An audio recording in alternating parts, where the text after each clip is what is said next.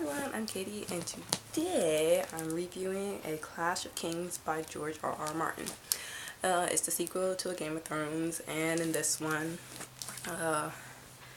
King Joffrey's dead, Eddard has gotten his head cut off, there's war everywhere, Joffrey's king, Arya is safe-ish, she's going towards the wall, and Sansa is trapped at King's Landing. Robb is king of the north, and Daenerys is, well, raising her dragons and raising her kingdom, I guess. Yes, I liked it. It's this fat, as you can see. The other one was a tiny little paperback, and it was fat, but I thought that was about as fat as it's gonna get. But this one is hardcover. Could you imagine if it was paperback? It would be like this thick. But anyway, I liked it. It has nice attention to detail and all that. I just started watching the first season of Game of Thrones, and it takes a little bit from book 2 here and there, some parts, but mostly it's book 1, so I'm guessing each season is concentrating on each book in the series. And I don't know how many books are in the series. I think there was 5. I know he recently published 5 one, but I don't know if that's the end or if it's ongoing or anything like that.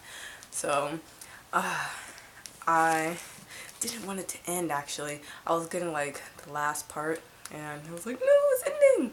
But so of course my favorite people are still Daenerys and Arya, but I'm starting to get interested whenever the imp comes along, Tyrion, and then, you know, Sansa was, because it's kind of like Sansa.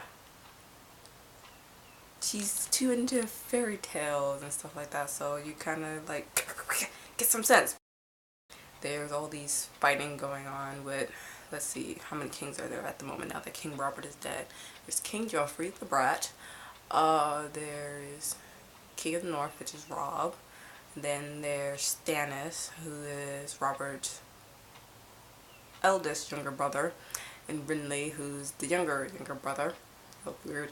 And then they're fighting and everybody's like fighting all over the place. And then of course Theon, I mean, in the book 1 I was already kind of like side-eyeing him because I was like, something's up with you, you're kind of, something's wrong with you, right?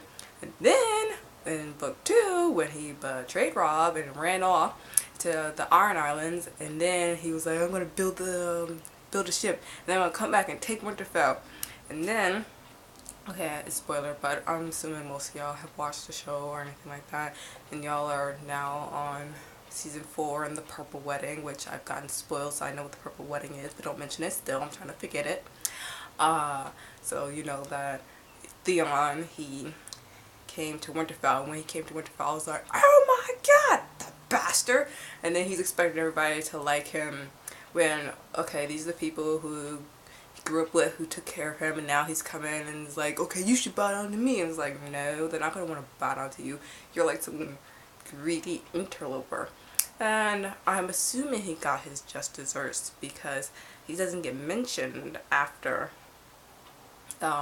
their castle gets stormed by the bastard of Bolton. And then I was like, when Theon took Winterfell and you was thinking that Bran and Rickon are dead, I was like, seriously, I had to put it down for a minute. I was like, oh my god. Okay, I know George R.R. Martin, he likes to kill people off when you least expect it, and so some things were like a shock. Like when in the first book, when Eddard died, I was like, whoa, okay, I have to rearrange things in my head. And then when Khal Drogo died and Daenerys' son died, I was like, oh, okay. And Robert died. Actually, I kind of saw Robert death coming because, well, that's, it kind of is kind of like the catalyst of the whole series. You know, Robert's death, and then the fact that the Lannisters like to keep it in the family, and Robert's a brat and stuff like that. The scheming Lannisters. But when Eddard died, I was shocked. And when Khal Drogo and the son died, I was shocked. I was kind of like expecting them to do a Disney, you know, come back to life. Oh, we're not really dead. We just, you know, felt a little sick and now we had to sleep. But in book 2, when it was rumored that Bran and Rickon were dead, I was like, no. And then you find out, okay, they're really alive. It's like, okay, so they didn't do Disney.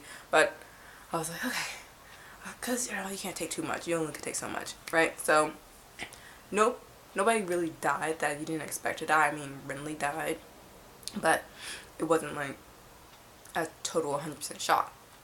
Stannis, I guess he's gonna die eventually, and the woman,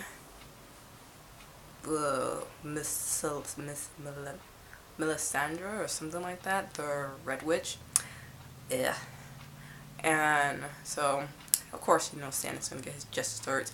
I'm assuming that by the end of the series, mostly everybody's gonna be dead except for maybe Daenerys.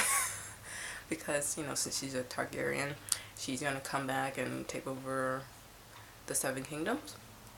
I don't know. I mean, I just ordered book 3 from the library. So, we'll see, you know, what happens next. I can't wait.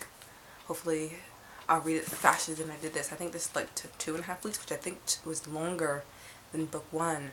I was really busy, so I was kind of reading in 20-page increments. But with the last 3 days of reading it, I was like, okay, split it in 200, 150 pages. There.